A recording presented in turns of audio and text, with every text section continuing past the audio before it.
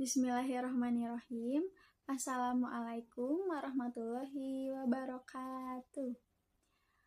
Halo semuanya, perkenalkan nama saya Sarah Sabrina Fauzia Hermawan.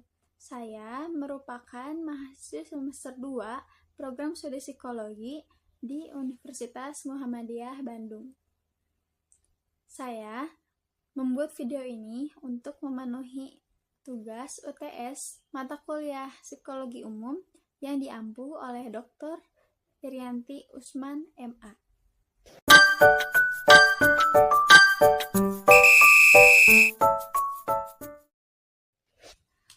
Halo semuanya, apa kabar? Semoga hari ini kalian baik-baik aja ya. Nah, di kesempatan kali ini aku bakal bahas yang asik banget nih soal psikologi umum. Kedengerannya mungkin agak wah ya, tapi percaya deh, ini tuh seru banget karena ini juga bakal ngebahas tentang kita-kita juga, manusia gitu, pikiran manusia.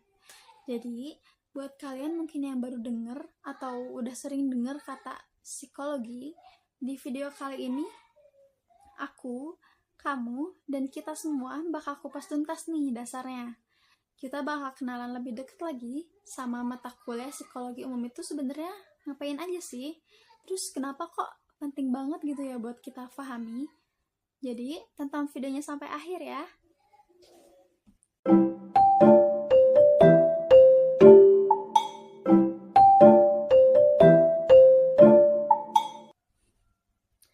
Oke, sekarang aku akan bakalan jelasin gimana sejarah psikologi.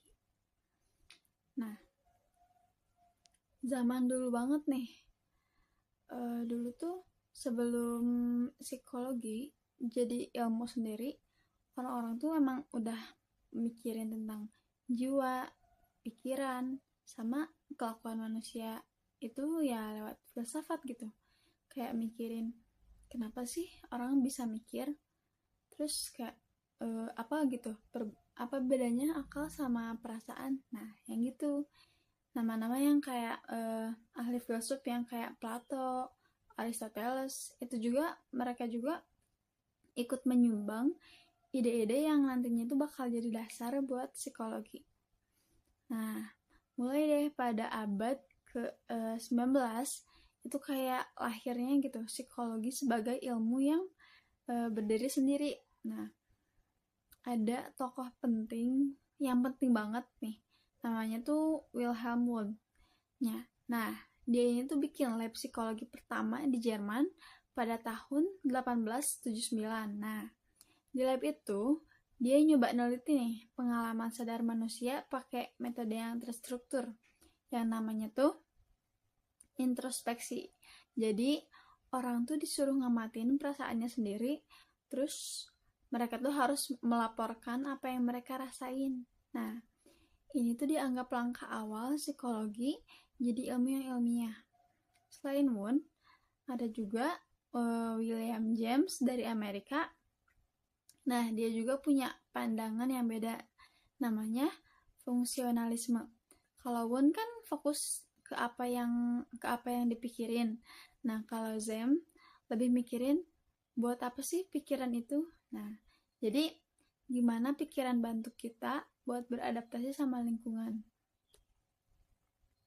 Lalu abad ke-20 itu ramai banget sama munculnya berbagai aliran psikologi kayak psikoanalisis, tokohnya Sigmund Freud. Nah, ini nih yang ngebahas alam bawah sadar.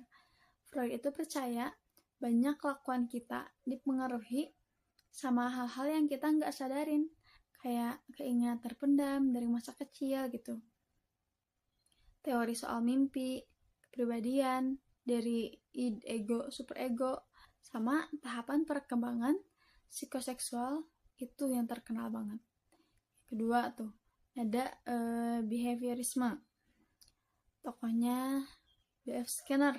Nah, kalau aliran ini mah fokusnya cuma sama kelakuan yang bisa diamati.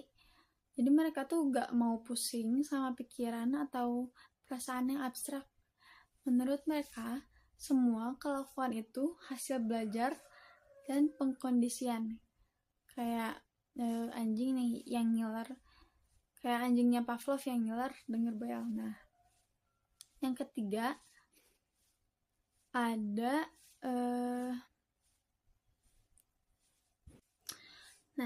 terus ada psikologi humanistik yang tokohnya tuh Abraham Maslow sama Carl Rogers. Nah, aliran ini tuh lebih positif nih. Jadi mereka tuh fokus ke potensi manusia yang pastinya buat berkembang, aktualisasi diri, sama pentingnya pilihan bebas. Mereka percaya tiap orang itu unik dan punya keinginan buat jadi yang terbaik dari dirinya sendiri gitu. Terus selanjutnya ada psikologi kognitif. Nah, kalau aliran ini tuh balik lagi nih ke pikiran kita masing-masing gitu. Mereka tertarik nih sama proses mental kayak mikir, mengingat, belajar gitu kan, sama menyelesaikan masalah. Dan mereka menganggap itu pikiran itu kayak komputer yang menerima informasi, diolah, terus menghasilkan output berupa kelakuan gitu. Nah, kalau sekarang ini psikologi tuh udah makin luas teman-teman cakupannya. Jadi gak cuma fokus ke masalah mental atau kelainan jiwa aja, tapi juga ke berbagai aspek kehidupan manusia gitu. Kayak pendidikan, kesehatan, organisasi, olahraga, dan lain-lain. Metode penelitiannya juga makin canggih-canggih nih kalau zaman sekarang. Udah pakai teknologi kayak pemindaian otak buat ngeliat apa yang terjadi di otak saat kita mikir atau ngerasain sesuatu gitu. Jadi sejarahnya kurang lebih seperti itu. Tapi sejarah singkatnya psikologi ya begitu. Nah, dari yang dulunya psikologi ini bagian dari filsafat, terus jadi ilmu sendiri dengan berbagai aliran pemikiran, sampai akhirnya psikologi ini berkembang jadi ilmu yang luas dan punya banyak banget cabangnya kayak sekarang ini. Semoga sejarahnya kalian bisa melihat ya, memahami ya. Soalnya kalau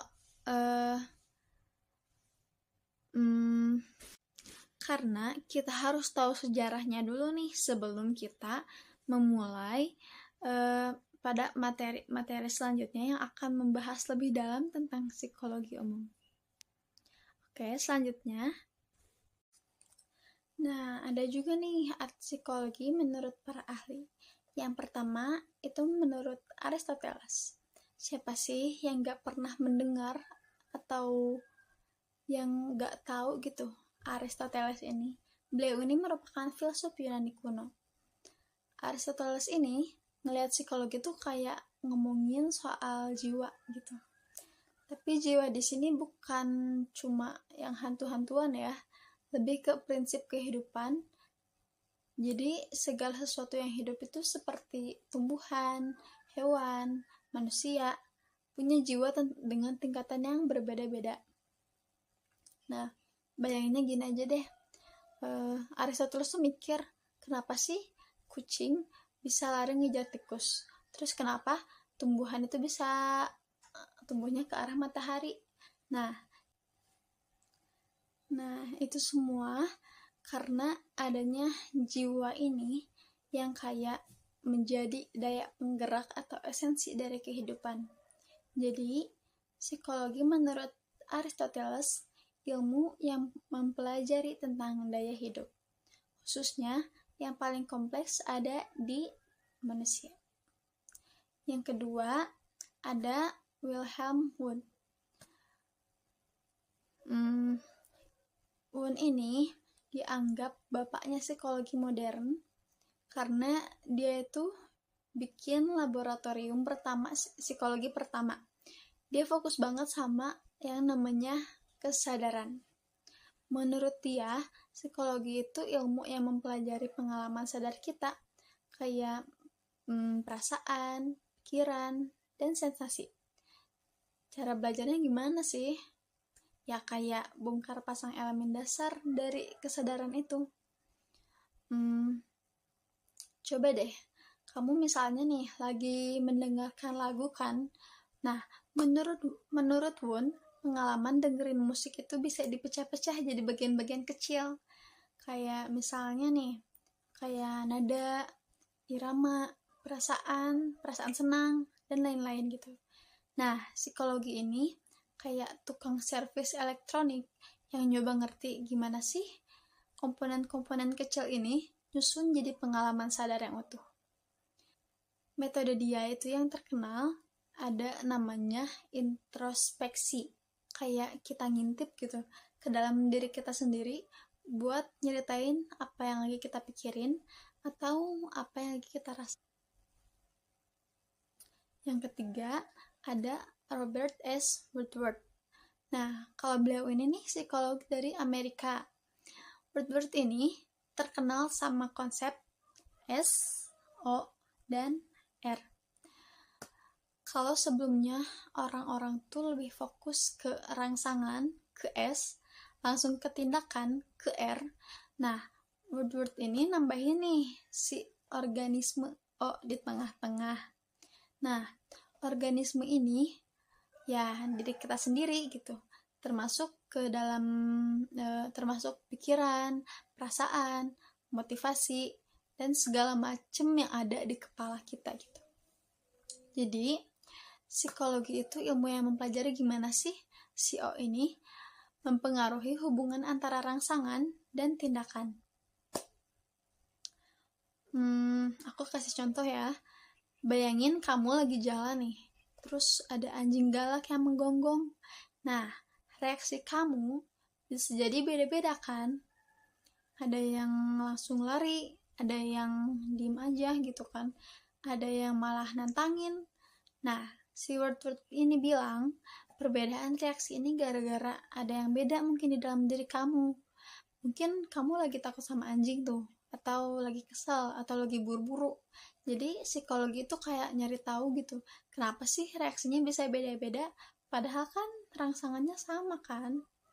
Nah, yang keempat kita akan bahas menurut Donald G. Marquis, psikologi dari Amerika juga sih.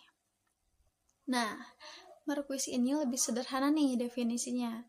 Dia bilang psikologi itu ilmu tentang perilaku, fokusnya ke apa yang bisa kita lihat dan ukur dari tindakan manusia dan hewan.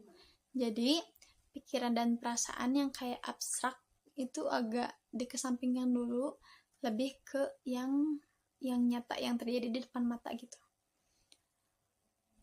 Misalnya nih, kalau kamu ngelihat orang lagi senyum nih kan, kayak kamu bisa langsung tahu kan dia tuh kayak kelihatan seneng gitu kan, ramah. Nah, psikologi menurut Marquis itu jadi kayak detektif yang mengamati tingkah laku orang buat nyari tahu kenapa mereka itu bertindak kayak gitu. Lebih fokus ke apa yang mereka lakuin daripada apa yang mereka rasain di dalam diri mereka gitu. Jadi meskipun psikolog menurut ahli ini beda-beda ya, semua tokoh ini kan pastinya punya andil yang besar nih buat ngebentuk pemahaman kita tentang psikologi ini sekarang. Dan yang ngomongin jiwa secara umum, bongkar pasang kendaraan, pengaruh dalaman kita ke tindakan, sampai fokus ke perilaku yang kelihatan aja. Keren kan? Oke, selanjutnya saya akan membahas pendekatan-pendekatan dalam psikologi. Yang mana tadi di awal aku udah senggol ya, tapi mungkin itu cuman istilah-istilahnya aja. Langsung aja. Yang pertama ada pendekatan biologis. Ini tuh sama aja kayak otak dan badan ngatur kelakuan kita. Intinya pendekatan ini tuh mikirnya kayak misalkan kelakuan kita tuh gak lepas kan dari urusan otak, saraf, hormon, dan genetik. Jadi semua yang kita lakuin, yang kita rasain, yang kita pikirin, pasti ada hubungannya sama kondisi fisik dan biologis kita. Contohnya, contoh yang pertama, kenapa sih kalau lagi stres tuh jantung kita tuh suka deg-degan, tangannya berkeringat? Nah, pendekatan biologis jelasinnya karena ada hormon-hormon stres kayak kortisol dan adrenalin yang lagi naik daun di badan kita. Contoh yang kedua, misalnya mood swing ya. Misalnya teman kamu ini hari ini kok seneng banget ya, kok besoknya kayak marah-marah gitu. Nah, bisa aja ada hubungannya nih sama kadar zat kimia di otaknya yang lagi nggak stabil. Nah, contoh yang ketiga, misalnya nih, adik aku atau orang terdekat aku, ada orang yang beliau tuh udah jago banget nih main musik. Padahal mereka tuh belum pernah megang atau nggak terlalu banyak latihan. Mungkin aja kan dia punya bawaan gitu, genetik yang bikin otaknya lebih nyambung sama nada dan ritmenya. Nah, yang kedua, ada pendekatan behavioral atau enggak bisa disebut juga sebagai tingkah laku. Nah, pendekatan ini tuh fokus banget sama tingkah laku yang bisa kita amati. Pendekatan ini percaya sebagian besar kelakuan kita itu hasil belajar dari lingkungan. Ada hadiah, reward, penguatan positif yang bikin kita ngulangin kelakuan itu, atau ada juga hukuman, punishment, atau bisa disebut juga penguatan negatif yang bikin kita kapok. Contohnya nih, yang pertama, kenapa sih anak kecil jadi semangat belajarnya kalau dikasih bintang atau pujian sama gurunya atau orang tuanya? Ya karena dia belajar, kalau kelakuan rajin itu dapat hadiah yang menyenangkan gitu. Yang kedua nih, misalnya kamu pernah digigit anjing waktu kecil, makanya sekarang setiap ngeliat anjing tuh kamu tuh langsung keringat dingin gitu, langsung takut, gak mau. Nah, otak kamu itu belajar kalau anjing itu bahaya, jadi muncul deh rasa takut gitu.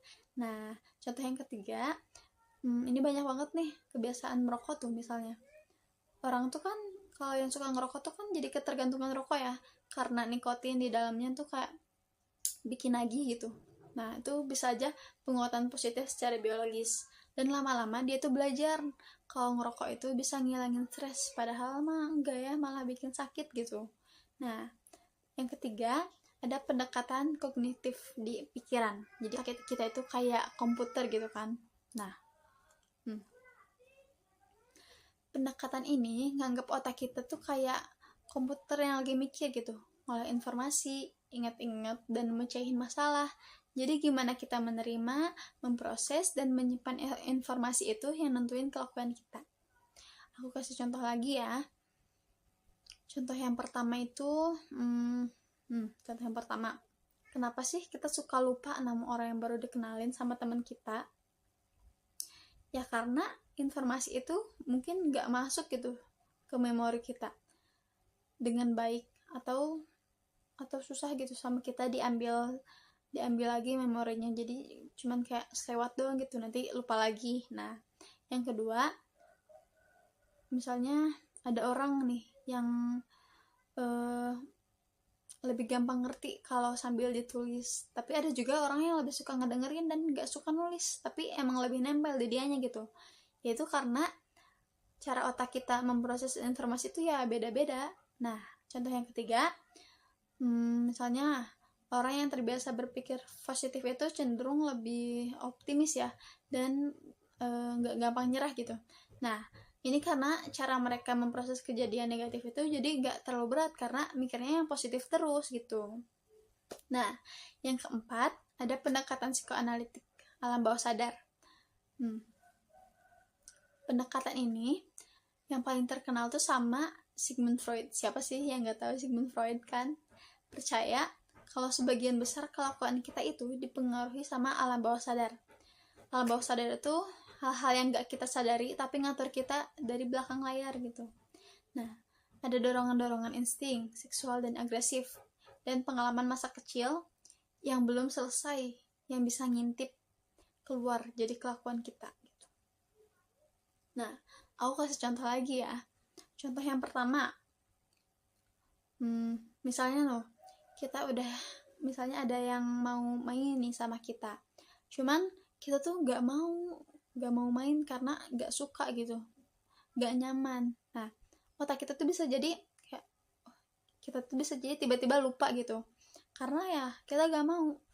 Nah, mungkin aja alam bawah sadar itu tahu kita tuh mau menghindar, jadi kita tiba-tiba lupa aja sama janji itu. Nah, yang kedua, misalnya nih ada teman kalian yang suka gigitin kuku. Nah, kalau menurut di sini, kebiasaan ini bisa jadi sisa dari fase oral waktu kecil yang nggak terpenuhi dengan baik gitu. Nah, yang ketiga, ada mimpi aneh. Nah, kalau Freud itu percaya kalau mimpi itu adalah jalan tol menuju alam bawah sadar kita.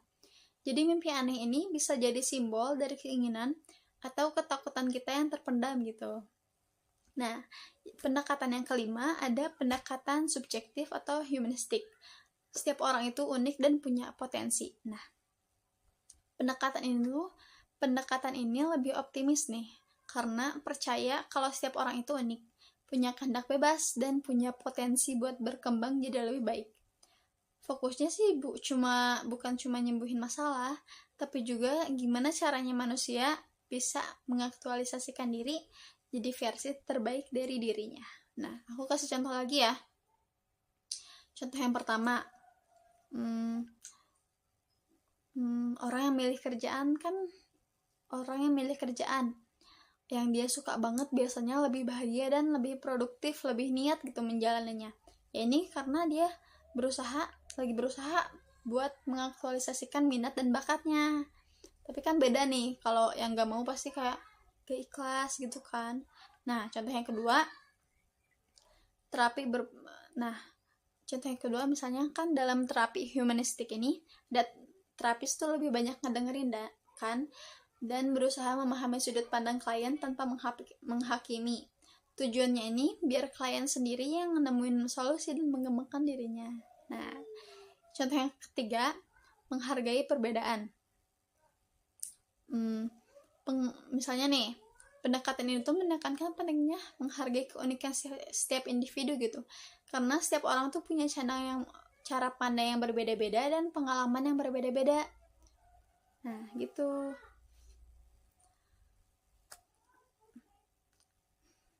Punya pengalaman yang berbeda-beda. Nah, pendekatan psikologi ini sih cuma 5 ya.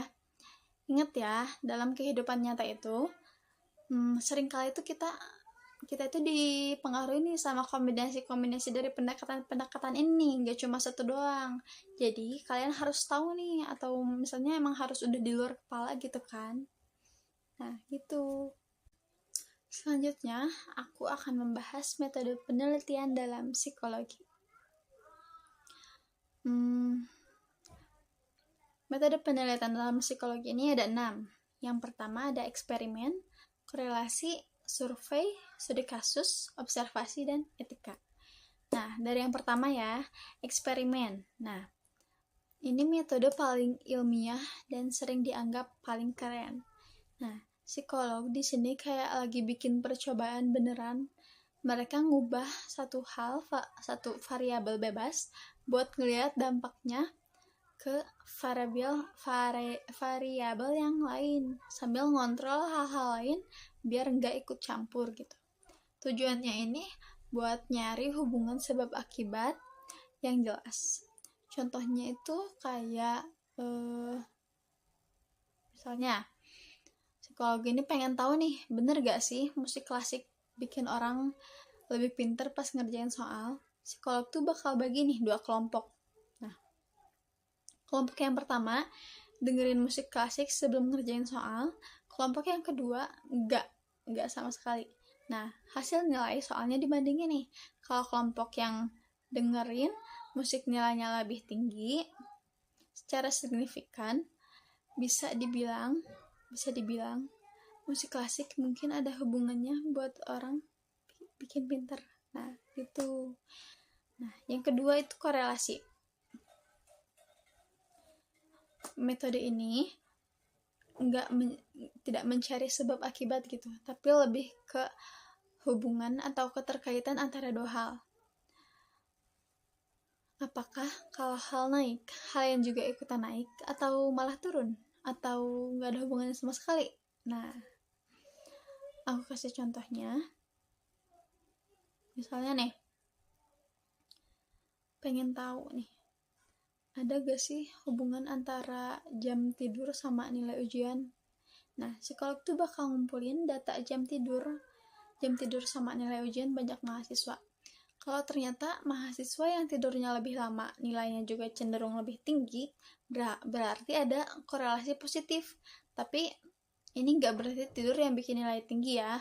Bisa aja ada faktor lain gitu. Kalau nggak ada pola sama sekali, ya berarti nggak ada korelasi gitu. Nah, yang ketiga ada survei. Nah, survei ini kayak nanya-nanya gitu ya ke banyak orang gitu. Nah, ini metode yang paling sering kita temui nih. Psikolog misalnya ngasih pertanyaan kayak berupa kuesioner atau wawancara ke banyak orang buat ngumpulin data tentang opini, sikap, pengalaman, atau perilaku mereka. Tujuannya ini buat dapet gambaran umum dari populasi yang lebih besar gitu, dari orang-orang sekitar. Nah, contohnya aku kasih contoh ya. Misalnya, psikolog ini pengen tahu gimana sih pandangan anak muda zaman sekarang tentang kesehatan mental gitu kan. Nah, psikolog ini bisa bikin kuesioner online dan disebarin ke banyak anak muda.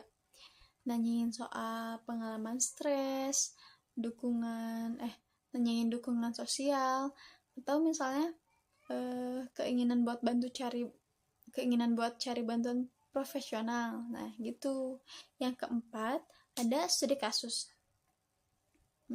Biasanya metode ini tuh fokus ke penelitian mendalam tentang satu orang, kayak di kelompok kecil atau misalnya di situasi tertentu gitu. Biasanya ini tuh dilakuin kalau topiknya unik dan udah jarang ditemuin gitu. Psikolog bisa ngumpulin data dari berbagai sumber kayak wawancara, catatan harian, tes psikologi, atau observasi. Contohnya,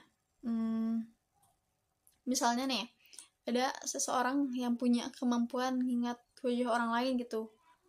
Kayak sekali itu langsung hafal. Nah, psikolog tuh bisa ngelakuin studi kasus dengan wawancara gitu, wawancara yang mendalam gitu, ngasih berbagai tes memori, dan ngamatin kehidupan sehari-harinya itu buat nyari tahu kenapa sih dia tuh kayak bisa kayak gitu, bisa langsung inget padahal cuman sekilas doang liatnya. Nah, yang kelima itu ada observasi. Nah, metode ini ngamatin langsung tingkah laku orang atau hewan di lingkungan alaminya atau di setting yang dibuat khusus gitu. Nah, di sini psikolog itu cuma jadi pengamat, jadi psikolog itu gak ikut campur gitu. Nah, contohnya nih, aku kasih contoh lagi ya. Misalnya, psikolog ini tuh pengen tahu gimana sih interaksi anak-anak di taman bermain. Nah, psikolog bisa duduk di bangku taman sambil nyatet interaksi mereka.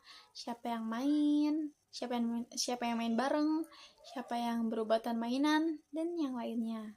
Nah, kalau observasi terstruktur, mungkin psikolog tuh bisa setting mainan tertentu gitu buat ngeliat gimana sih anak-anak itu bereaksi. Nah, yang keenam ada etika penelitian. Nah, yang keenam ini, yang terakhir ini tuh bukan metode penelitian kayak yang lainnya, tapi ini tuh menyangkut aturan-aturan penting yang harus banget diikuti nih sama psikolog pas ngelakuin penelitian. Tujuannya biar penelitiannya gak ngerugiin atau nyakitin pihak manapun atau partisipan yang ikut, orang yang pengen ikut penelitian. Segitu aja kalau misalnya tentang metode penelitian. Selanjutnya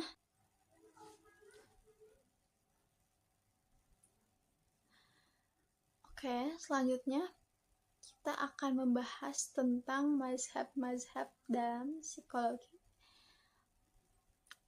Nah, mazhab-mazhab psikologi ini kan punya pandangan beda-beda kan soal kenapa sih manusia itu kelakuannya macam-macam. Nah, oke, kita mulai ya. Yang pertama itu ada mazhab behaviorisme. Mazhab ini fokus banget nih sama kelakuan yang bisa dilihat dan diukur. Mereka itu gak terlalu peduli sama pikiran atau perasaan yang di dalam kepala. Mereka percaya semua kelakuan kita itu hasil dari belajar dari lingkungan, ada hadiah, reward atau disebut penguatan yang bikin kita ngulangin kelakuan, ada hukuman yang bikin kita kapok. Ini tuh kayak tabula rasa alias kertas kosong pas lahir, terus lingkungan yang nulisin cerita kelakuan kita. Nah, ada juga nih tokoh-tokoh penting di dalam mazhab behavior ini. Yang pertama ada Ivan Pavlov, bapaknya classical conditioning. Ingat gak cerita yang anjingnya yang ngeces setiap dengar bel? Nah, itu. Yang kedua ada John B. Watson. Dia bilang psikologi itu harus objektif, fokus ke kelakuan yang kelihatan aja. Dia bahkan bilang bisa ngelatih bayi jadi apa aja yang dia mau, tukang pukul kayak dokter atau perawat, pencuri, ya gitu. Nah, yang ketiga ada B.F. Skinner. Nah, ini nih yang jagonya operant conditioning. Dia bikin kotak khusus buat ngamatin gimana tikus atau merpati belajar lewat hadiah dan hukuman. Nah, aku akan kasih contoh ya. Nih, misalnya nih, kamu punya adik nih, minta tolong dengan sopan, kayak, "Kak, tolongin dong." Nah, kamu pasti bakal langsung, kok lembut banget ya, langsung kasih permen, sopan banget gitu. Nah, lama-lama dia bakal sering banget kayak bilang, tolong dong kak, karena dia itu belajar kalau kelakuan sopan itu pasti dapat reward yang enak. Nah, ini namanya penguatan positif. Nah, yang kedua ada mazhab psikodinamika. Nah, mazhab ini yang paling terkenal sama Sigmund Freud. Percaya kalau sebagian besar kelakuan kita itu dikendalikan sama alam bawah sadar. Kayak bagian pikiran yang gak kita sadari, tapi isinya tuh penuh sama keinginan, ketakutan, dan pengalaman masa lalu yang belum selesai. Nah, mazhab ini percaya konflik di alam bawah sadar inilah yang bocor, keluar, jadi kelakuan kita yang kadang aneh-aneh. Masa kecil juga penting banget buat ngebentuk kepribadian kita. Nah, tokoh-tokohnya itu ada Sigmund Freud, psikodinamika, teorinya soal alam bawah sadar, id, ego, superego, dan tahapan perkembangan psikoseksual itu psikoseksual. Yang kedua ada Carl Jung, muridnya Freud yang punya ide-ide soal ketidaksadaran kolektif dan archetype. Yang ketiga ada Alfred Adler, tapi dia lebih fokus ke dorongan untuk jadi superior dan perasaan rendah diri. Nih, contohnya, misalnya temen kamu nih kayaknya sadis banget nih sama semua orang, suka nyindir gak jelas. Nah, menurut psikodinamika, bisa jadi dulu dia tuh punya pengalaman yang gak enak gitu sama orang lain, atau merasa direndahkan, dan rasa sakit itu udah mendarah daging banget di alam bawah sadarnya. Akhirnya keluar deh kelakuan dia kayak gitu. Ketiga, ada mazhab humanistik yang punya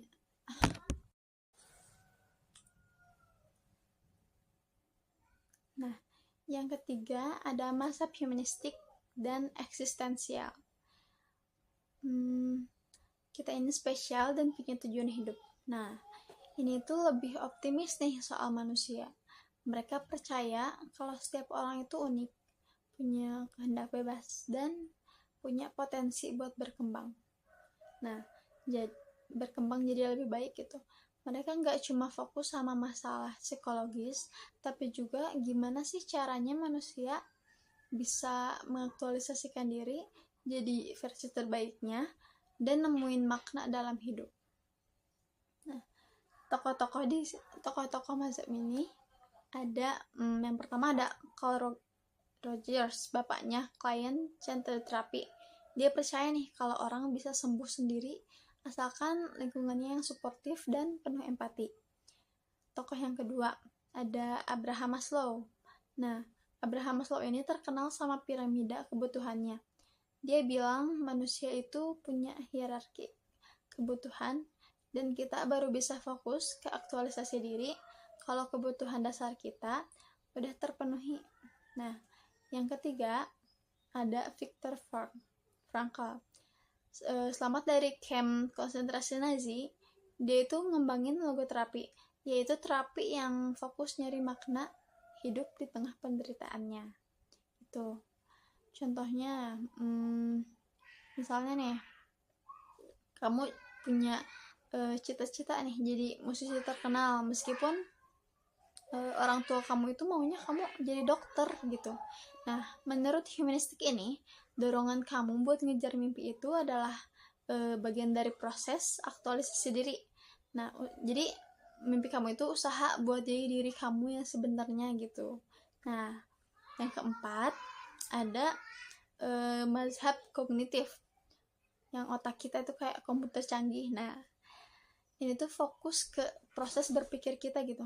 Mereka percaya gimana kita menerima, memproses, menyimpan, dan mengambil informasi itu yang nentuin kelakuan kita.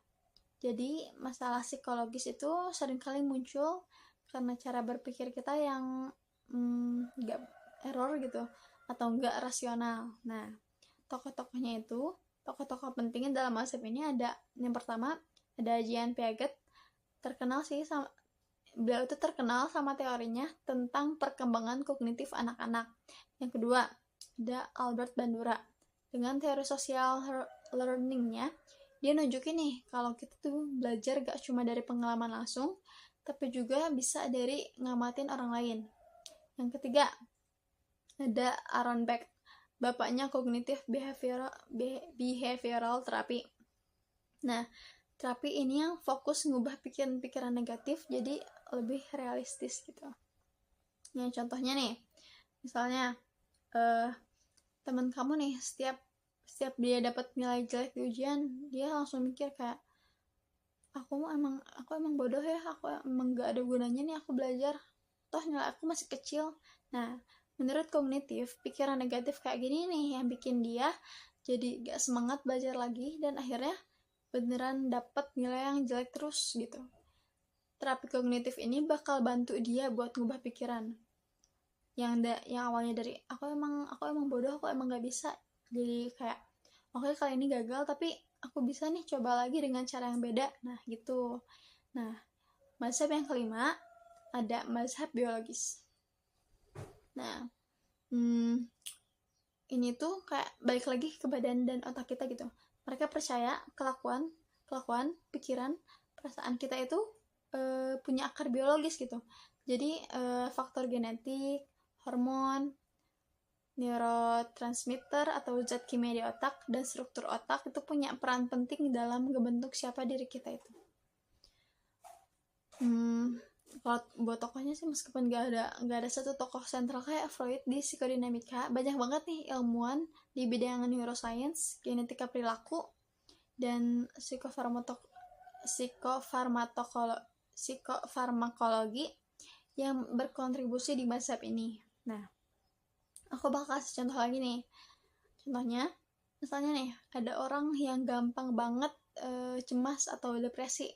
Nah, menurut biologis ini bisa jadi dia tuh punya kecenderungan genetik untuk itu gitu. Atau ada misalnya kayak keseimbangan zat kimia di otaknya yang bikin dia tuh lebih rentan gitu. Nah, makanya kadang pengobatan dengan obat-obatan itu obat-obatan yang pastinya gitu yang mempengaruhi biologi otak bisa membantu mengatasi masalah-masalah ini. Nah gitu deh kalau mazhab psikologi. Nah gitu deh psikologi ini dengan ide-ide unik mereka masing-masing penting.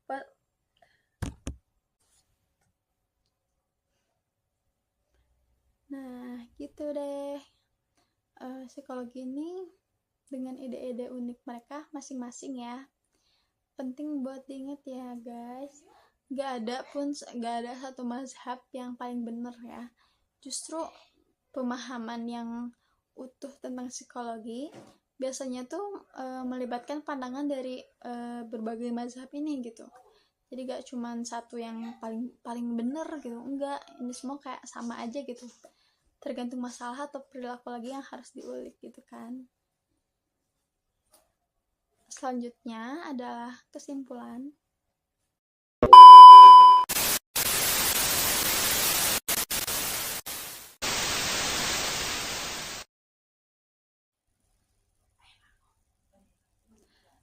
Untuk selanjutnya ada kesimpulan yang akan saya bacakan.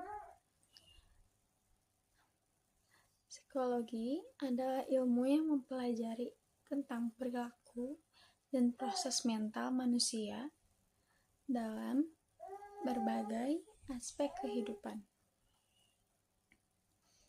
Ruang lingkupnya mencakup berbagai pendekatan seperti biologis, behavioral, kognitif, psikoanalitik, dan subjektivis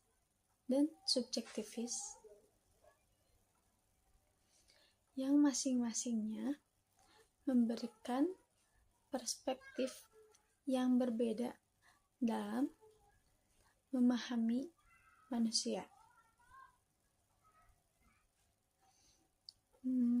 Pentingnya psikologi ini dalam kehidupan manusia terletak pada perannya dalam memahami diri, mengelola emosi, membangun hubungan, dan mengatasi tantangan mental.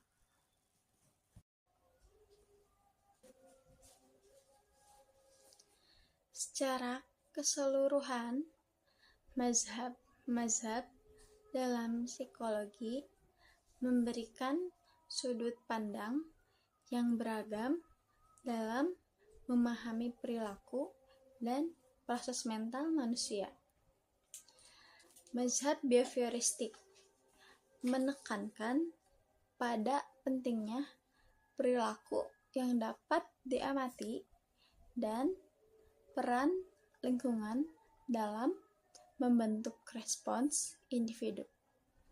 Sementara itu, mazhab psikodinamik lebih fokus pada dinamika bawah sadar serta pengaruh pengalaman pada masa kecil dalam pembentukan kepribadian. 3.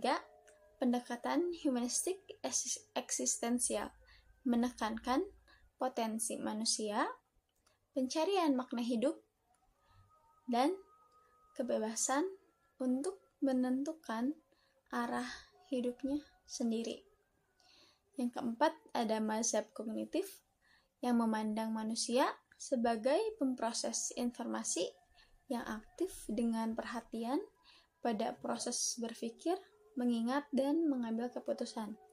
Sedangkan yang kelima, ada pendekatan biologis, melihat perilaku sebagai hasil dari proses biologis seperti aktivitas otak, sistem saraf, dan faktor genetik.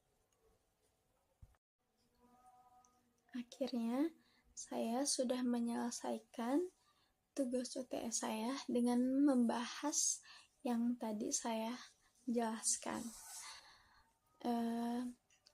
Mungkin cukup sekian materi yang dapat saya sampaikan. Mohon maaf apabila banyak kesalahan dalam perkataan saya maupun penjelasan saya, mohon dikoreksi. Mungkin hanya begitu saja. Wabillahi taufiq wal hidayah. Wassalamualaikum warahmatullahi wabarakatuh. Terima kasih.